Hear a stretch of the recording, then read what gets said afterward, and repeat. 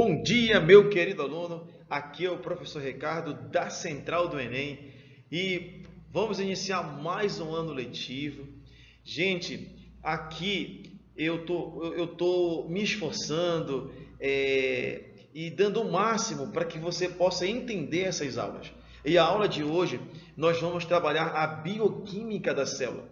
Vamos trabalhar os compostos inorgânicos, água e sais minerais.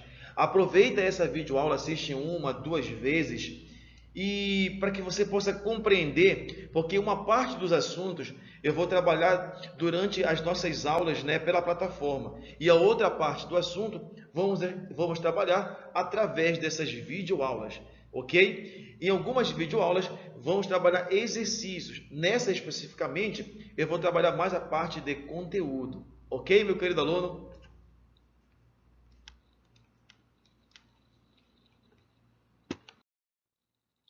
Bom, em relação à bioquímica da célula, é, a bioquímica, né, é justamente os compostos químicos que estão nos seres vivos.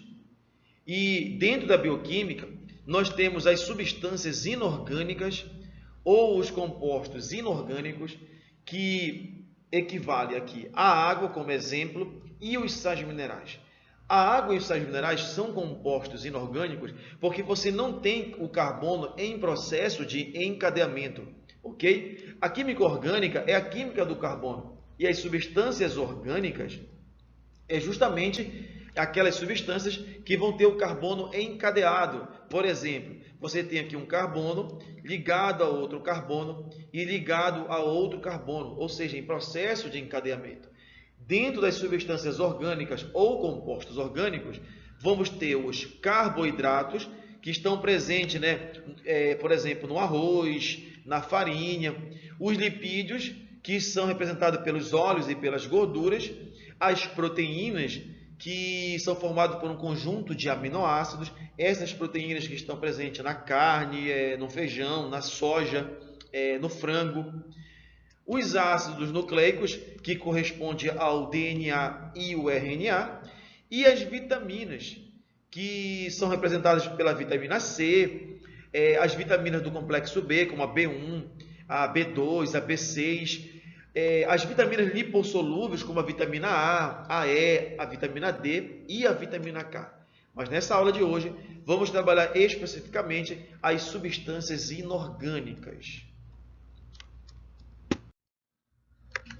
Bom, agora vamos falar das funções da água.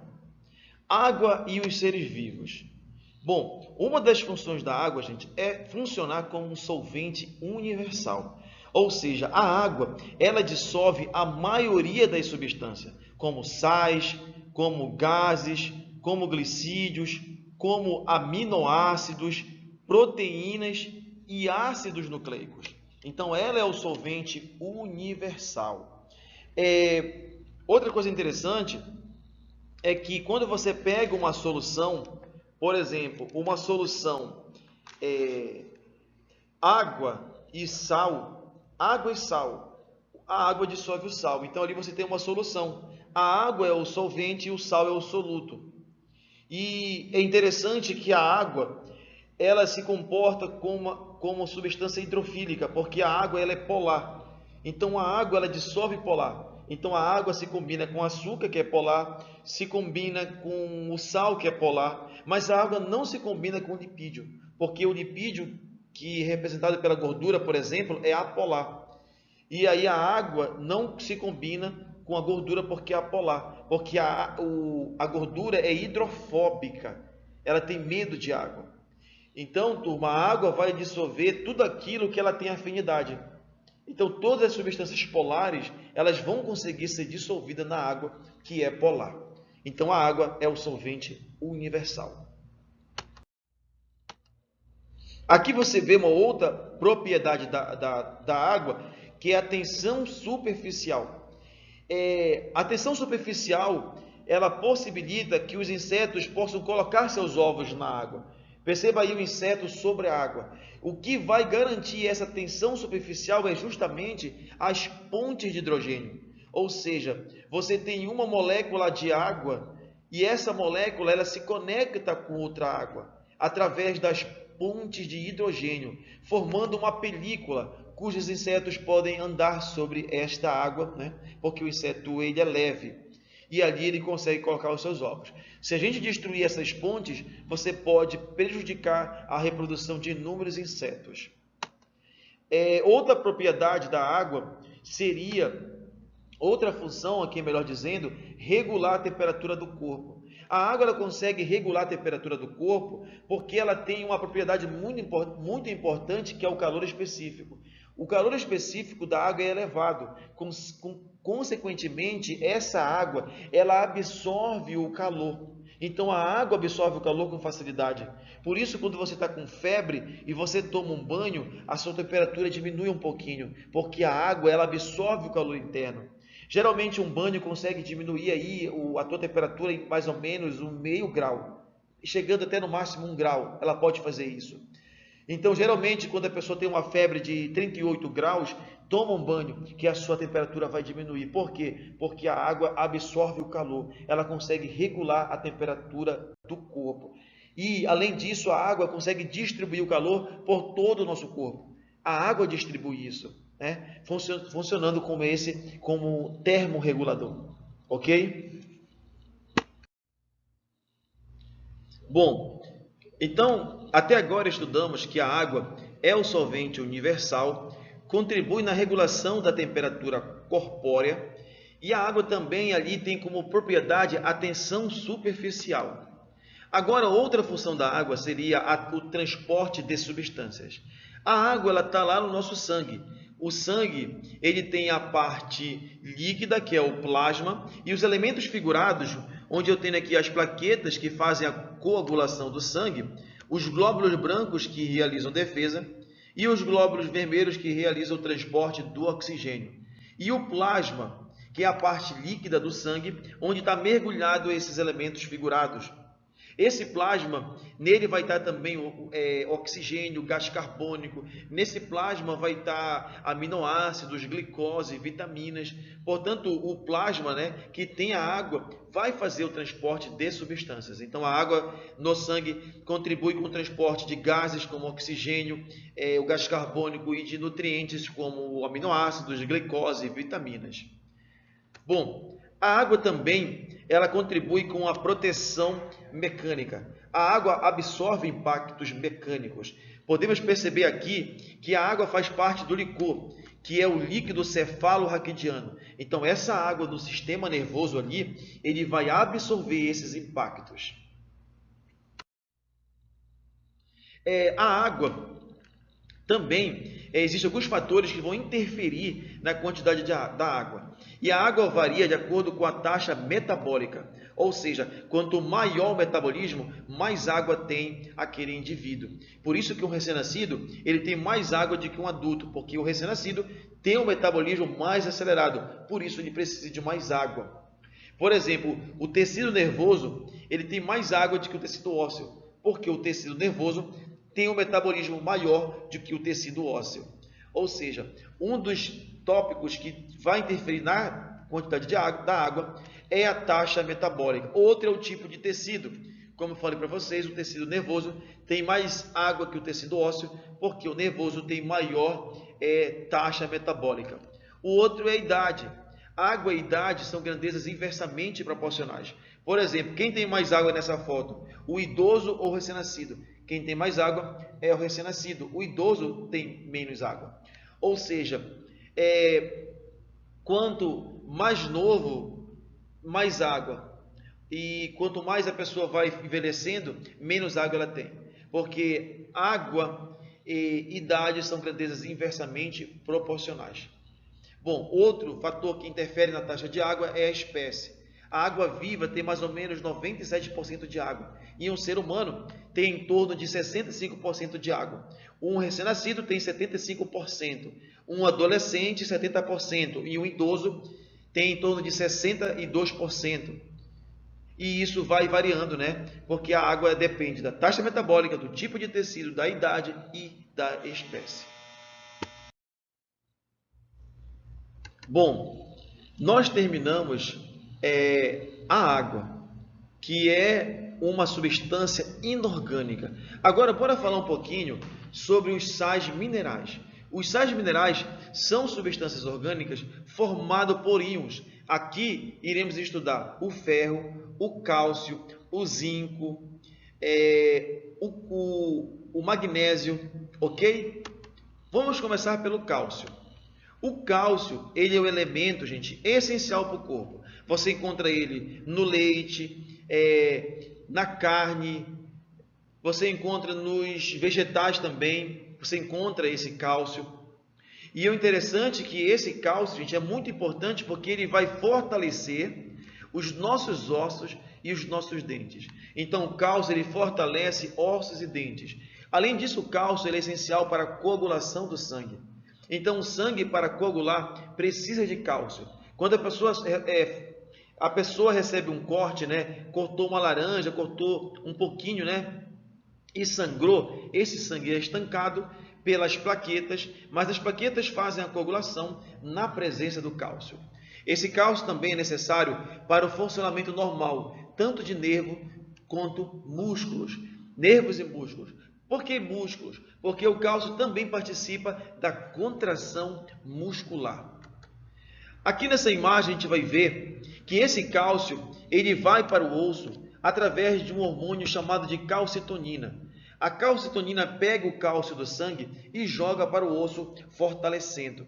Se você precisar de cálcio no sangue para fazer a coagulação, aí é outro hormônio, chamado de paratormônio, que pega o cálcio do osso e joga para o sangue para ocorrer a coagulação.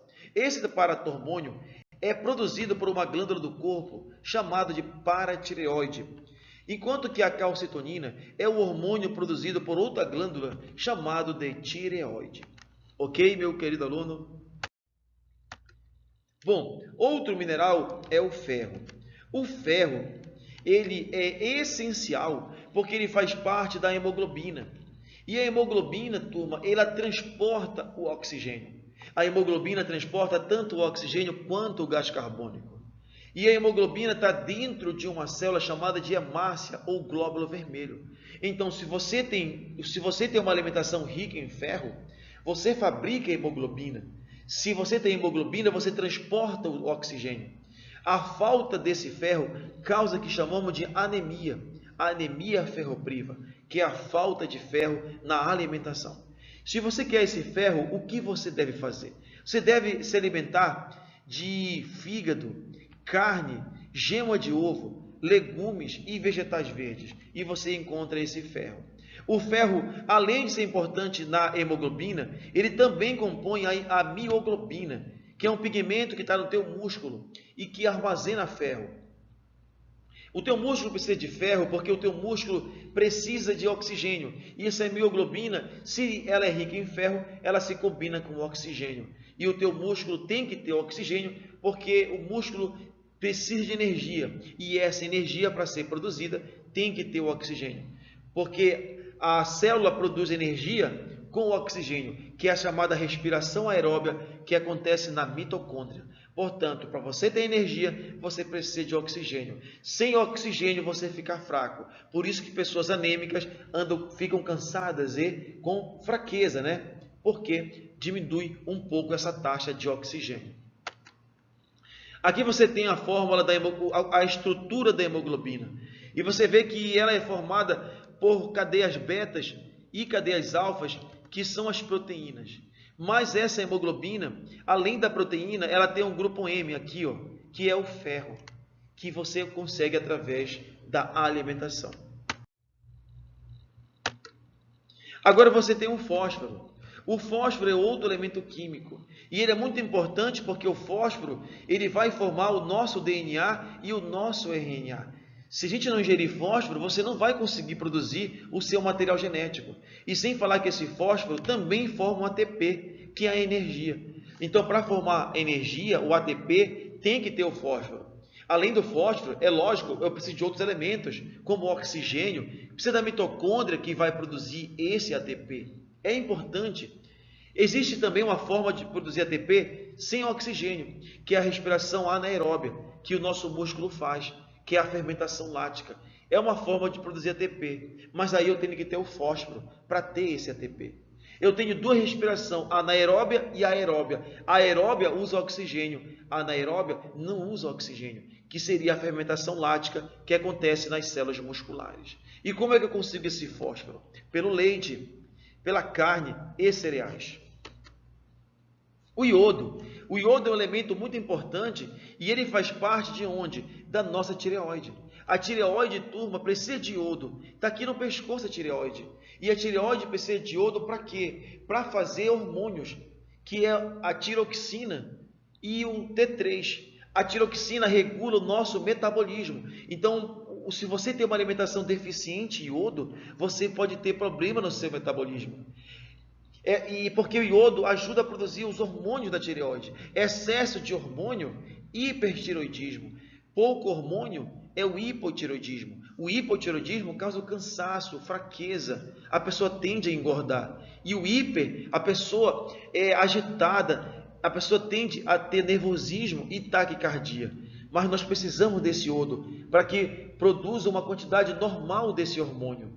E onde eu encontro iodo? Nos frutos do mar e no sal de cozinha. O sal de cozinha, ele passa a ser iodado, justamente para evitar problemas com a tireoide. Agora, uma alimentação pobre em iodo pode causar o bócio, onde essa glândula tireoide aumenta de tamanho. Olha como fica grande aí. Isso é o bócio, que é causado pela falta desse iodo. Um outro elemento químico é o potássio.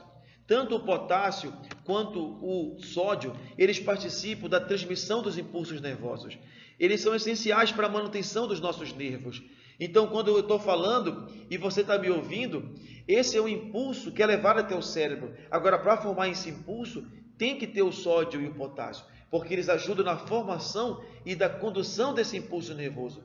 Então, esse impulso nervoso é uma mensagem que é levada para o teu cérebro. Se eu falo para você, oi, esse oi, gente, que eu estou falando, é uma onda sonora que vai para a tua orelha e passa por dentro, e até chegar no tímpano, e depois vai até a orelha interna. E na orelha interna tem a cóclea, e lá na cóclea ocorre uma excitação que gera o impulso nervoso que vai para o teu cérebro e você vai ouvir o oi, que eu acabei de falar para vocês. Oi. E aí isso é muito rápido, mas é preciso o sódio e o potássio. E como é que eu consigo o sódio e potássio? Você consegue o potássio no leite, na carne, na banana, que são frutas. E o sódio você encontra, Você encontra o sódio no sal de cozinha, que é o elemento que é mais rico em sódio. Agora, cuidado com o sódio, porque em excesso ele pode causar a hipertensão. E o zinco?